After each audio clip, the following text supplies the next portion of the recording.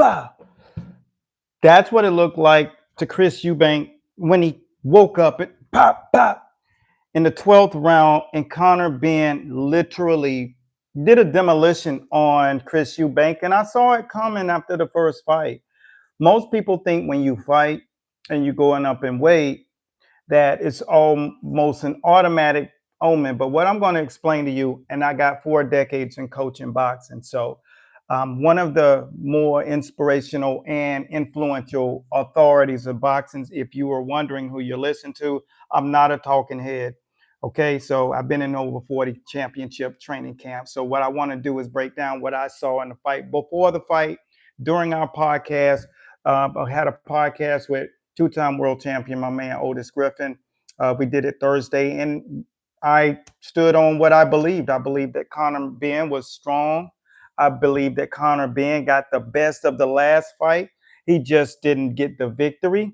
But sometimes you lose the battle, but you win the war. Because the one that was the worst for wear was Chris Eubank Jr. the first time. The one who's the worst for wear again was Chris Eubank Jr., even though he had the most tremendous walk-in with 50 Cent. It was absolutely mind-blowing because they really walked in, and I knew that that was the spark, the energy of the crowd. But what happened is, when he came out, you could just tell Conor Benn just knew that this guy doesn't have enough to beat him. And not only have enough to beat him, he doesn't have enough to actually be in the ring with him. And if they were the same weight class, I think this fight never would have happened. So I'm going to take you through the fight. So what I saw 2 days ago is I looked at Eubank's eyes. His body looked like he had been on weight, but it just didn't look strong. Conor Benn looked like a fullback, a strong safety. He looked like he could break you when he walked out. When he got into the ring, it was just the same thing. He was just strong. He was thick through the torso. His quads was thick. His calves were strong. He would do a weave and his knees would touch the canvas, just letting you know how strong and in tune his nervous system was. A lot of you don't understand that. You got to watch other videos on my channel so you understand how to train not just the body, but the nervous system as well. And they have experts working in the sports performance area and strength and conditioning. So therefore, they understand how to attack those things that showed up tonight. Youth, strength, patience is what he showed tonight. So he kept his distance properly. He did feints all night, lower body feints, upper body feints.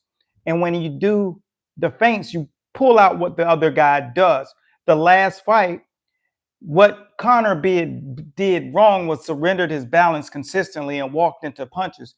And that was the only tree or fruit off the tree that Chris Eubank had. And Conor Benn actually was the one that gave it to him.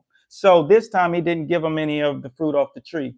He made him earn it all. Jabs to the body, right hands to the body shots all night. And then he finally started picking him through the guard and hitting him in the face, hitting him in the side of the jaw. He was just stronger, clearly stronger throughout the entire fight. This is what I like when I'm working corners, and I know that my fighter is prepared because I had decades in sports performance training, right? So I knew how to develop my fighters, period.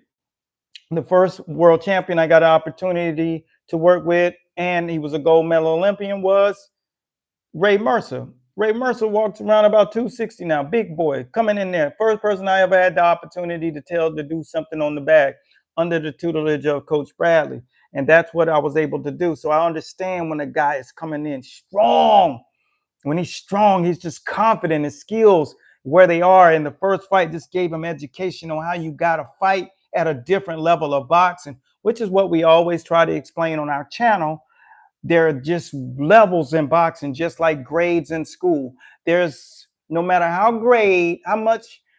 many great grades you get in the 4th grade, you can't do 11th grade work. And that's what boxing is. It's levels and grades.